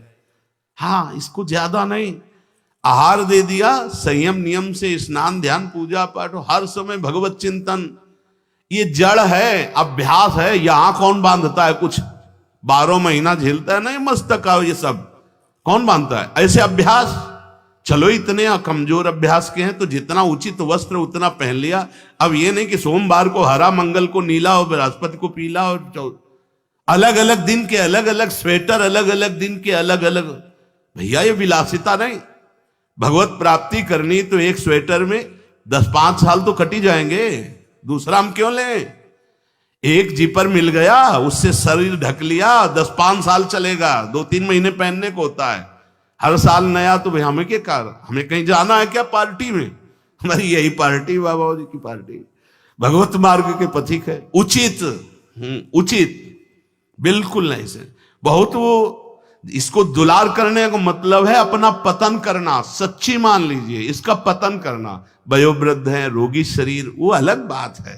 थोड़ा तो आनंद लीजिए प्रकृति का वार सहने का। अगर शरीर रुग्ण नहीं है, जवान शरीर हो, ब्रह्मचारी हो, आग है अंदर, सहो हर प्रकृति के वार को। गर्मी सर्दी बरसात भूख प्यास, सच्चिदानंद में स्थित हो जाओ, तुम्हारा बाल बांका भी कोई नहीं कर सकता। अब मार दिन में 50 बार शीशा देखना, अब वो फंसाएगा कि नहीं फंसाएगा? चेहरा फंसाएगा ना। तिलक के सिवा दोबारा शीशा नहीं देखना चाहिए। इस देहाभिमान के राग को काटना कि पुष्ट करना है? जय बार निकले त्योहार देख करके हर सेटिंग किसको दिखा रहे हो यार? क्या तुम किसी को लुभायमान करना चाहते हो क्या? हरि को? तुम्हारे इस पार्थिव शरीर पे लुभायमान होने वाले नहीं, और जो लुभायमान होगा तुमको नष्ट कर देगा। तो हमें इसको बिगाड़ के रखना है, इसको सजा के नहीं, भगवत प्रसादी आदि लगाए। हमारा देहाभिमान बार बार हमको गिराने की कोशिश करेगा। ये हम जो हंसी मजाक में भी कह रहे, इसको अच्छे से समझना। ये जो 2 प्रकार की पद्धति रखी गई है कि आप मुंडन करवा के रखिए क्योंकि आपके बालों से शोभा बढ़ेगी, और आप बाल रखा के रखिए क्योंकि आपकी शोभा बिगड़नी चाहिए। रज लगा के रखिए कि आपको ही आपके शरीर में राग न रह जाए। बात यहां किसी के दिखाने के लिए नहीं है, आपके शरीर में आपको राग न रह जाए। आप बार बार साबुन लगाएंगे, तेल लगाएंगे, बार बार शीशा कंघा और अपने चेहरे को सजाएंगे तो देहाभिमान पुष्ट होगा, और ये नष्ट करेगा। कुछ नहीं है, बड़ी दुर्गति है। मान लीजिए इसका अंतिम परिणाम आग में जलना। चाहे जितने चिकने कर लो गाल, चाहे जितने लाल कर लो, मरना है, पक्की बात समझो। तो जीते जी अमरत्व क्यों नहीं प्राप्त करते? अरे ऐसा रूप प्राप्त करो जिसमें गाल लाल ही रहते हैं, लालिमा लगानी नहीं पड़ती। श्री जी की दासी लक्ष्मी कोटि विलक्ष लक्षण लसल लीला किशोरी सतई, करोड़ों लक्ष्मी आश्चर्यचकित हो जाए, ऐसा रूप श्री राधा दासियों का है। गीध देह तज धरि हरि रूपा, गीध ने शरीर त्यागा, हरि रूप होकर धाम जा रहा है। बाहरी लाली लगाने से थोड़ी हरि मिल जाएंगे, बाहरी श्रृंगार से थोड़ी हरि मिल जाएंगे। प्रार्थना मान लीजिए कुछ दिन का है, धोखे में मत फंसिए। ये धोखा है। खेत में रक्षा करने वाले एक धोखा टांगते हैं, पैंट शर्ट टोपी लगा के, वहां कोई नहीं होता, लेकिन पशु धोखे में हो जाते हैं। ये धोखा है। अगर पशुवत बुद्धि रखोगे तो ये धोखा तुम्हें पूरे जीवन, पूरा का पूरा जीवन नष्ट कर देगा। इसी धोखे से निकलने के लिए हमें अवसर मिला है। योगस्य प्रथमम द्वारम वांग निरोधो अपरिग्रह। वाणी से मौन रही और जितनी आवश्यकता है उतना वस्त्र लीजिए। एक संत भगवान आए थे, एक मार्किन से बांधे हुए थे, साल उड़ाया, तो बोले आपकी आज्ञा इसलिए ओढ़ लेते हैं। तो हम कहा किसी बाहर निकल के किसी को दे देना, हमारी श्री जी की प्रसादी, इसलिए हमारी प्रसन्नता के लिए। तो उनका ओढ़ लेते हैं, पर महाराज हम रहते ऐसे ही हैं। हम कहा धन्य है, नौजवान हो, बहुत सुंदर है। तो हम कहा आप बाहर जब निकलना किसी को देखना ऐसे आवश्यक है तो आप दे देना। तो बड़े प्रसन्न हुए, आदर करके उन पर हृदय में आदर हुआ उनका, नहीं मुझे नहीं चाहिए, मैं तो जैसी रहनी से रहता हूं। हमने घटिया घाट है एक फर्रुखाबाद फतेहगढ़ की तरफ, वहां रुके हुए थे। एक महात्मा को देखा, वयोवृद्ध थे, एक पतली मार्किन, माघ महीना, ये कौन सा माघ चल रहा है, यही तो चल रहा है, मकर संक्रांति का अवसर। तो वहां रामनगरिया लगती है 1 महीने के लिए, जैसे प्रयाग में कुंभी और कुंभ में लगता है, तो गंगा किनारे हर साल मकर संक्रांति में हजारों लोग 1 महीना वास करते हैं, रोज गंगा स्नान त्रिकाल करते हैं। उन महात्मा जी के समीप रात्रि में गए तो शरीर कांप रहा था और मंत्राकार वृत्ति, एक झोपड़ी में बैठे हुए थे। बड़ी लज्जा लगी हमें अपने ऊपर कि हमारा जवान शरीर है, 30-35 वर्ष पहले की बात, और हम 1 मार्किन पहने, 1 मार्किन ओढ़े, ये तो केवल 1 मार्किन पे है, तो हमारा क्या कर्तव्य बनता है, हमको ये भी फेंक देना चाहिए। ये वयोवृद्ध हैं और मौन है, तो उनसे प्रार्थना की कि यहां आश्रम से एक कंबल ले आए, आपका शरीर कांप रहा है। ऐसे मुस्कुरा के कहा नहीं। तो चोट पे चोट लग रही थी कि धिक्कार हमारे जीवन को, ये वयोवृद्ध होकर इतना तितिक्षापूर्ण जीवन, और हम जवान होकर के इसको सह नहीं पा रहे। आप सच्ची मानना, जो तितिक्षापूर्ण है बहुत जल्दी भगवत साक्षात्कार होता है। भगवान आदेश करते तास तितिक्षस्व भारत। आज हम केवल शरीर दुलार में अपने समय को नष्ट करते हैं, शरीर पोषण में। भाई देखो, ये छोटी छोटी बातें आपको देखने में लगती होंगी बड़ी बात है, यही आपको आपके आराध्य देव से विलग किए हुए हैं। महीना भर आप केवल ऐसे आहार करके देखिए कि जिसे तुम्हारा मन कहता अच्छा उसको हटा दीजिए। आज थोड़ा त्याग मत वर्णन कीजिए, आज थोड़ा हमारे उदर में परेशानी है तो हमें केवल आप रोटी और सब्जी दीजिए। महीना भर केवल रोटी सब्जी उचित। आप देखो, अगर आपके अंदर का रजोगुण तमोगुण नष्ट ना हो जाए तो कहना आपके अंदर सात्विक भाव आ जाएगा, मंत्र में स्थिति होने लगेगी। और आप, हमने देखा है जैसे गुलाब जामुन, कचौड़ी, पकौड़ी, ये सब कहीं जैसे भिक्षान्न में मिली भी और भर पेट पा लिया, तो वो रस नहीं आया भजन में। जो एक सूखी रोटी ऐसे चबा के गंगा जल पी करके जो रस आता है ना, वो नहीं आता है। सच्ची मानिए, पहले के बड़े बड़े भजनानंदी महापुरुष अपने जीवन को ऐसे ही। तो अपरिग्रह ये बहुत बड़ी बात है, साधक यहां चूक करता है। देखो, आप लोग तो इतने बढ़िया अवसर पे हैं कि आपको ना किसी से मांगना है, ना आपको अपनी कोई परवाह होनी चाहिए, क्योंकि श्री जी व्यवस्था कर रही है। आपको जो वस्त्र उचित है वो ले लीजिए, जो भोजन उचित है, और अपनी सेवा और मंत्राकार वृत्ति। आपको किसी से कोई मतलब ही नहीं। आपको तो भिक्षान्न के लिए भी नहीं जाना है, अपने आप आकाश वृत्ति से प्रभु देते हैं। तो आपका रूम आपकी कुटिया है, आपकी दिनचर्या एक स्वयं की दिनचर्या है। आपके रूम में अपरिग्रह दिखाई देना चाहिए। बिछाने का, एक ओढ़ने का, जो आप जितना सहन कर सकते हैं उतना। अगर आप एक कंबल से रात काट सकते हैं तो दूसरी मत डालिए, चाहे 10,000 रखे हो, आपको क्या मतलब है। पूरी सृष्टि में सब भोग सामग्री आपके लिए है क्या। अपरिग्रह, हम जहां चूक करते हैं उसको पक्के से बांध लीजिए, अभी आनंद की धारा में आ जाओगे। वाणी को कंट्रोल, शासन। आवश्यक है तो बोलेंगे, नहीं तो मौन। दूसरा, उतना ही स्वीकार करेंगे जितने की आवश्यकता है। भगवदानुभूति के लिए एक बार तो आग लगनी चाहिए जीवन में, कि जीवन मृत तुल्य होना चाहिए। यहां जरा सा साधन बना कि पोस्टर बैनर में आ गए, प्रशंसा में आ गए, कैसे भगवत प्राप्ति होगी। अपरिग्रह। और आगे, निराशा च निरीहा च नित्यमेकांत शीतला। आशा ही परमम दुखम नैराश्यम परमम सुखम। उपासक को किसी व्यक्ति वस्तु स्थान से कोई भी आशा नहीं होनी चाहिए। हाथ जोड़ के तुम्हारे कमरे में पहुंचा दिया जाएगा तुम्हें जो आवश्यक है। तुमको आके रजिस्टर में लिखने की जरूरत नहीं, तुम्हें मांगने की जरूरत नहीं है। तुम निष्ठापूर्वक ध्यान दे करके देखिए, ये देखा गया है जीवन में, जिस समय जो आवश्यकता होती है हाथ जोड़कर वो आता है। कौन? जिसकी शरण में हो, समझ नहीं पाते और कहता है ये वस्तु ले लो, तो आश्चर्य होता है कि ये बात कैसे कोई जान गया कि मुझे आवश्यकता थी, मेरे शरीर को आवश्यकता थी। जितनी जो आवश्यकता उतना। इसके बाद आशा ही नहीं, निराशा हमारा परम पद में पहुंचाने वाला मार्ग है। आशा ही परमम दुखम नैराश्यम परमम सुखम। किसी व्यक्ति से किसी वस्तु की आशा बिल्कुल नहीं होनी चाहिए। तब लग जोगी जगत गुरु, जब लग रहा है निराश, जब आशा मन में भई जग गुरु जोगी दास। आशा नहीं होनी चाहिए। आशा एक ही बात की होनी चाहिए, कब किशोरी जो मिलेंगी। आशा से दास्यम वृषभानु जायास, तीरे समध्यास जब भानु जाया। कब मैं अपने स्वरूप में स्थित होऊंगा, इसके अलावा कोई आशा नहीं। शरीर की आवश्यकता है। मान लो यहां सुविधा है कि भाई आप यहां से ले लीजिए, तो आप ले लीजिए, नहीं तो किसी से मांगने की जरूरत नहीं। कभी तो ऐसे रहना सीखो ना कि कोई आशा नहीं, कोई इच्छा नहीं, और आप हृदय की बात जानते हो। आप देखना, आपको जो शरीर की जरूरत हो आप देखते रहना, देते रहना। बिल्कुल बिल्कुल वो एक एक कदम पर देखते हैं। जो अव्यवस्थित, तो हमने देखा है एक एक कदम पर व्यवस्था। आपको अपने स्वामी पे विश्वास होना चाहिए, आशा किसी से नहीं।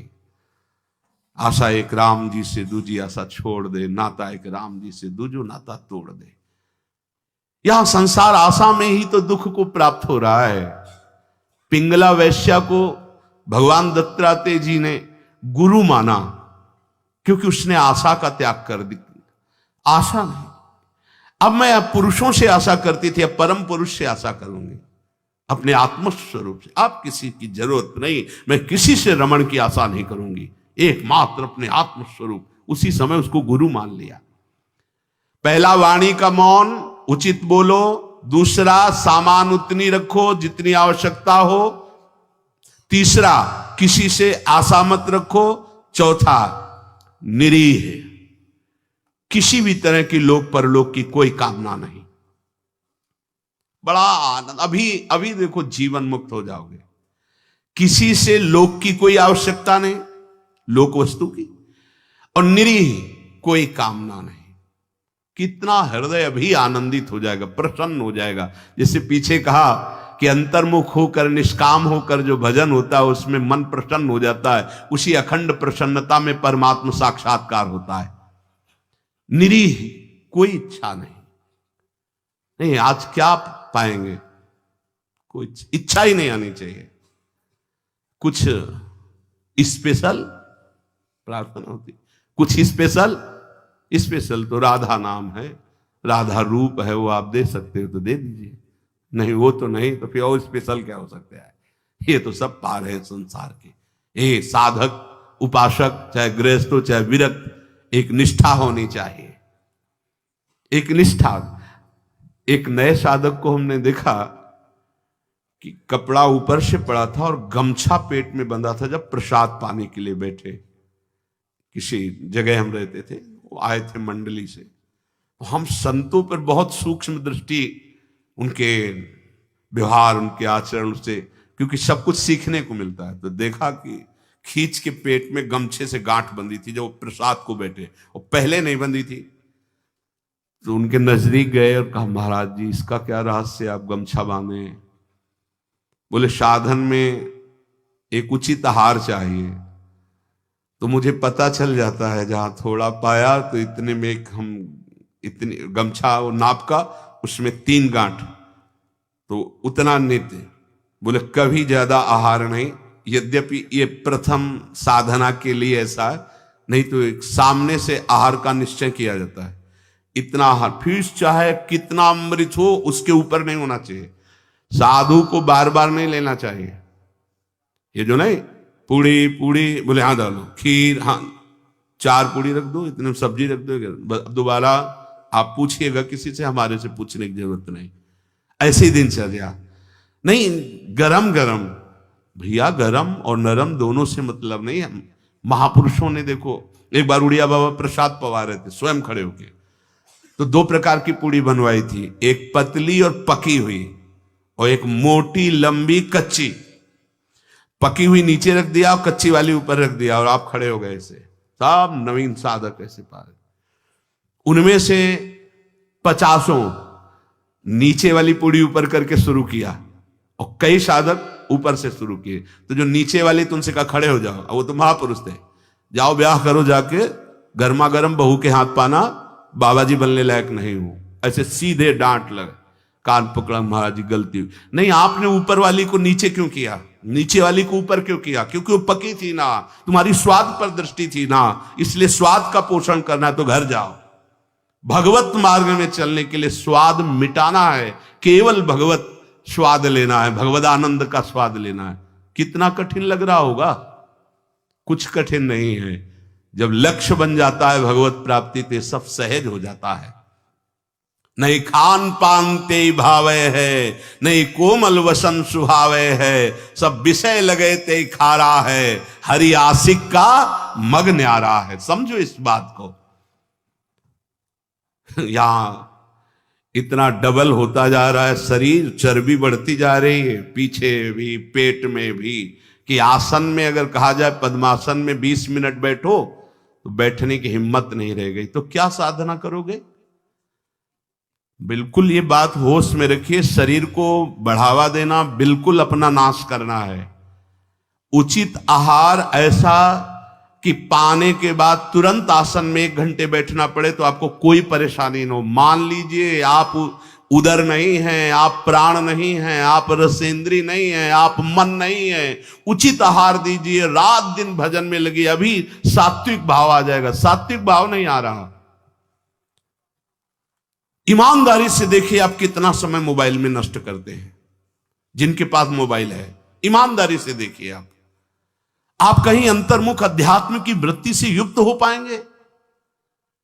आप रजोगुणी भोजन करते हैं, आप टच वाला मोबाइल रखते हैं, आप अधिक समय उसमें, भले आप इधर उधर, क्या समय नष्ट कर रहे हो। एक एक सेकंड इतना है। जब कोई जरा सी व्यर्थ की बात करता है तो चिड़चिड़ाहट पैदा होती कि ये तुम अपना समय नष्ट कर रहे हो, समय नष्ट कर। अरे जितने सेकंड में हम राधा राधा बोलते उतने में तुमने व्यर्थ बात सुना दी, व्यर्थ बात। चलो गृहस्थ आश्रम में व्यापार नौकरी आदमी तो उसको बेचारे को व्यवस्था है, लेकिन आप भगवत मार्ग के पथिक है। आपका बिल्कुल एक एक मिनट बड़ा कीमती है, एक एक मिनट जगत मंगल के लिए है। हम 1 मिनट में 10 बार 20 बार नाम लेंगे और वो नाम जगत को देंगे कि जगत का मंगल हो, तो हमारी साधुता सुरक्षित हो गई। निरीह इच्छा रहित और नित्य में एकांतशीलता, नित्य एकांत में शांत भाव से, शीतल भाव से। एकांत बहुत खतरनाक है नवीन उपासक के लिए, यह अनुभव की बात है। जहां आप अपने कमरे में जाएं तो समाज से ज्यादा सावधान हो जाएं। पक्की बात कह रहा हूं। समाज में तो बहुत शालीन गंभीर स्वभाव अपने को रखना ही पड़ेगा, क्योंकि हजारों की दृष्टि है। एकांत में किसी की दृष्टि नहीं है, उसकी दृष्टि है जिसके लिए आप बाबा जी बने हो या जिसके लिए आप भगत बने हो। अब एकांत आपका कहां जा रहा है वो खुद देख रहा है।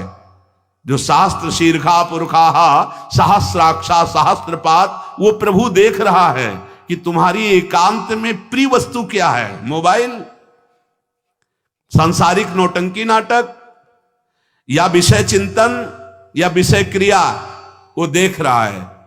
और अगर आप एकांत में शास्त्र स्वाध्याय कर रहे हैं, नाम जप कर रहे हैं प्रभु के लिए, तो वो देख रहा है, वो भी देख रहा है।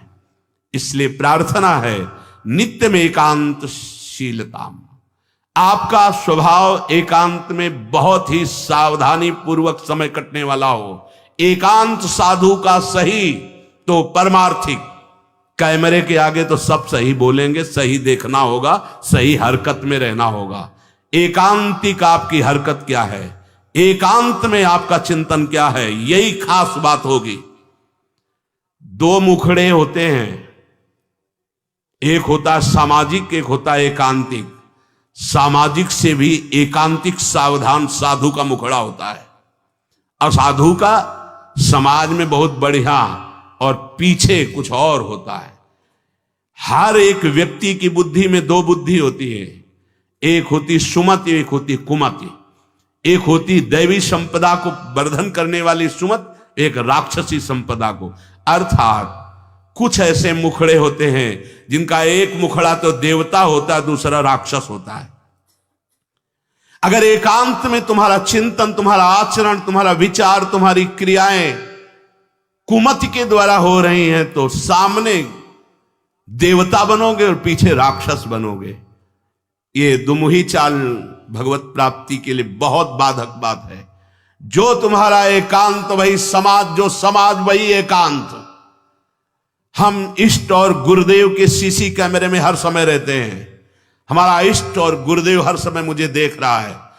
दरवाजा बंद करने पर हम एकांत नहीं हो गए, वो गुरुदेव की दृष्टि है, हमारे आराध्य देव की दृष्टि। हमें पहले सोचना चाहिए, कुछ करने के पहले, कुछ देखने के पहले, कुछ सोचने के पहले, कि अंतर और बाहर दोनों जगह मेरे गुरुदेव सुन रहे हैं, देख रहे हैं, मेरे आराध्य देव सुन रहे हैं, देख रहे हैं। इसलिए नित्य में एकांतशीलता, एकांत में बहुत शीलवान, धैर्यवान, विनम्रता पूर्वक अपने मन को समझा करके केवल प्रियालाल में लगाना। एकांत स्थितिरिंद्रियो परमणे हेतुर्दमश्चेतसः संरोधे करणम समेनो विलयम यायादहम वासना। एकांत में रह करके बढ़ी हुई इंद्रियों के वेग का दमन करता है साधक, क्योंकि एकांत में इंद्रियां बहुत प्रबल हो जाती है। मन, इंद्रियां, खास जिस समय आप शयन करने जाते हैं उस समय बहुत सावधान। जब तक नींद ना आवे तब तक माला चलना चाहिए। उस समय मन के चक्कर में मत पड़ना, ये अनुभव की बात कहते हैं। जब तक आपको नींद ना आवे तब तक बैठ जाइए, माला चलाना शुरू कर दीजिए। शयन के समय खास, जिस समय आप अपने कक्ष में गए शयन करने, मोबाइल हो तो सबसे पहले कमरा बंद करने के पहले स्विच ऑफ करो, उसको बंद करो मोबाइल को। प्रार्थना मान लेना, अगर प्रार्थना मान लोगे तो प्रार्थना करने योग्य हो जाओगे। गेट बंद होने के पहले स्विच बंद होना चाहिए मोबाइल का। अब अपने कमरे में शयन के लिए गए हैं तो माला हाथ में लेकर बैठ जाओ। जब नींद आने लगे तो और धन्यवाद है कि माला छाती से लगा हुआ सो गए, धन्यवाद। अगर ऐसा नहीं है तो नींद आ गई है तो माला विराजमान किया, बिल्कुल नींद में जा रहे हैं, अब चले गए। थोड़ा भी समय इसको मनन करने का मत दीजिए उस समय, नहीं तो ये दिन भर साधन में लगाया गया है, उस समय कोई असाधन सोचवा देगा या करवा देगा। बहुत ये पॉइंट की बात है, समझ लेना आप। ये देखा गया है हृदय में, उसी बात को कहा गया। जब साधन काल में देखा गया है, हृदय में देखा गया कि फिर मन उस समय मतवाला होता है कि अब तो पूरे दिन हम साधन ही तो की, तो 5 मिनट की मुझे छूट दे दो। लेकिन नहीं, उस समय कठोरता पूर्वक इसको साधन में, और जब नींद आ गई तो शयन करो, जब उठे तो फिर वैसी दिनचर्या प्रारंभ कर दी। तब मन भगवदाकार। एकांत स्थिर इंद्रियो परमणे हेतुर्दमश्चेतसः। एकांत में साधक अपनी इंद्रियों का दमन करे, बढ़ावा ना दे। देखो क्या साधन है। पहले दर्शन होते थे संत भगत भागवत जन, अब भी कुछ महापुरुष भी होंगे, यहां ठाकुर जी की छवि या गुरु जी की छवि, यहां से स्मार्ट मोबाइल लगा रहता है छाती में, स्मार्ट मोबाइल। ये भैया ठीक है, व्यवहार काल के लिए यदि तुम्हारी कोई आवश्यकता हो, तुम बहुत व्यवहार में, तो हम नहीं। अच्छा बताओ आपको क्या जरूरत है? राष्ट्रपति से बात करनी है क्या आपको? किस विधान में आपको कपड़ा बेचना है, अनाज बेचना है? आपको काम क्या है? किससे बात करनी है आपको? जिनकी विशेष व्यवहारिक कोई सेवा गुरुजनों से मिली, वो तो बात उतनी ही केवल जितनी मिली है। नहीं, आप बताओ, हम भगवत प्राप्ति के मार्ग के साधकों के लिए मोबाइल भगवान की क्या आवश्यकता है? कितनी आवश्यकता है? क्यों आवश्यकता है? जैसे सिलेंडर आदि लाना है या कुछ भाई और कोई सर, तो रख लो, हम कह रहे हैं वो छोटा वाला रख लो, उससे अपना काम। ये बहुत अंदर की बात कहते हैं, क्योंकि इसमें आप स्वतंत्र कुछ भी देख सकते हैं, कुछ भी आप पढ़ सकते हैं, कुछ भी। बहुत ऐसे लाइनें में होते हैं वो सब, बस उसमें क्लिक करो, क्लिक है तो कहते हैं हाँ वो वीडियो आ जाएगा। वो वीडियो आ जाएगा तो तुम्हारा अंदर का वीडियो गायब हो जाएगा, परमार्थ वाला। एकांत स्थिर इंद्रियों पर हेतुर्दमश्चेतसा, दमन कर दो इंद्रियों का। ये कहां सीखोगे, कब सीखोगे, किस देश में सीखोगे, यदि धाम में रहकर इंद्रियों का दमन करना ना आया? इंद्रियों का दमन कर दो। इंद्रिय दमन होने से चित्त का स्वयं निरोध हो जाता है, और चित्त की वासना का नाश होते ही योगी को परमानंद का अनुभव हो जाता है। यह है खेल। इंद्रियों का दमन हुआ, मन और चित्त एक ही बात है। चित्त का निर्वासनिक होना, ब्रह्मानंद का स्फुरित हो जाना, भगवदानंद का स्फुरित हो जाना, और फिर स्फुरित होकर अविचल भाव में स्थित हो जाना। यही जीवन मुक्त अवस्था मुनि की होती है, महात्मा की होती है। साधक सिद्ध अवस्था को प्राप्त हो जाता है। इसलिए जो सत्संग में सुना उसका मनन किया जाए, उसको जीवन में धारण किया जाए। देखो, बड़े भाग्य से सत्संग ये मिल रहा है जो शास्त्र सम्मत, मन का और आसक्त संसार में हो जाना, मन का भंजन होकर परमात्मा प्राप्ति के लिए चलना, ये तो बहुत ही कठिन। आप सुन रहे हो, हम बड़े कृपा पात्र हैं जो आप सुन रहे हो। आप सुन रहे हो तो हम बड़े कृपा पात्र हैं कि आप ये सत्संग सुन रहे हो। नहीं तो इस सत्संग के सुनने के लिए अपने आप से गा लो, अपने आप से सुन लो, वो तो सुनने को मिलेगा क्योंकि उसमें, लेकिन इसमें सुना है, इसमें नाश नाश नाश, काट काट, हर संबंध, हर विषय, हर मनोरंजन काट, फिर आकर के अपने स्वरूप में स्थित हो गया। हम आपके ऋणी हैं जो आप ये सत्संग सुन रहे हैं, और अगर इस सत्संग को सुनकर मनन करके आप जीवन में धारण कर लेंगे तो सच्ची मानिएगा इसी जन्म में भगवत प्राप्ति हो जाएगी, जो अत्यंत कठिन है। नहीं तो विषय रस बढ़ाने वाला, संसार पे सत्यत्व बुद्धि करने वाला, नाना प्रकार के भोगों की प्राप्ति का उपाय बताने वाला, ये तो बात मिल सकती है, ये प्रवचन मिल सकता है, लेकिन समस्त संशयों को छिन्न भिन्न करके परमात्मा स्थित करने, ये तो जब द्रवहि दीन दयाल राग हो तो साधु संगति पाइए। इसलिए लाभ ले लीजिए। ये हम कह रहे हैं इसलिए नहीं, ये बहुत बड़ा संयोग बना है प्रभु का। जैसे आंधी कभी कभी आती है, ऐसे ही हरि की अनुग्रह रूपी आंधी चल गई है। अगर इस आंधी में उड़ गए तो प्रभु के पास पहुंच जाओगे, और नहीं तो आगे कलयुग की आंधी ऐसी आ रही है जो काली आंधी है, जिसमें मार्ग ही नहीं दिखाई देगा कि सतमार्ग किसे कहते हैं। जीवन का लाभ ले लीजिए, अपनी इंद्रियों को ज्यादा बहिर्मुख मत कीजिए, नाम जप कीजिए, भगवद आश्रित रहिए। जो सुनिए तो मनन कीजिए, ना पकड़ पाए तो बार बार सुनिए। आजकल तो सुविधा है कि आप इसे 1000 बार सुन सकते हैं। बार बार सुनिए, ये जरूर सुनिए, क्योंकि ये तुम्हारे मन का नाश करेगा जो वासनामय है, तुम्हारी इंद्रियों का दमन करेगा। इंद्रिय और मन को बढ़ावा देने वाला कुसंग होता, सत्संग नहीं। सत्संग तो वही होता है जो सत्य में स्थित कर दे। बड़े भाग पाइप सत्संगात बिना प्रयास होई भो भंगा। नाम न छूटने पावे, बस नाम चलता रहेगा तो सब ठीक हो जाएगा। जैसे भी बने, उठते बैठते चलते फिरते प्यारी जू का नाम राधा राधा रटते रहिए।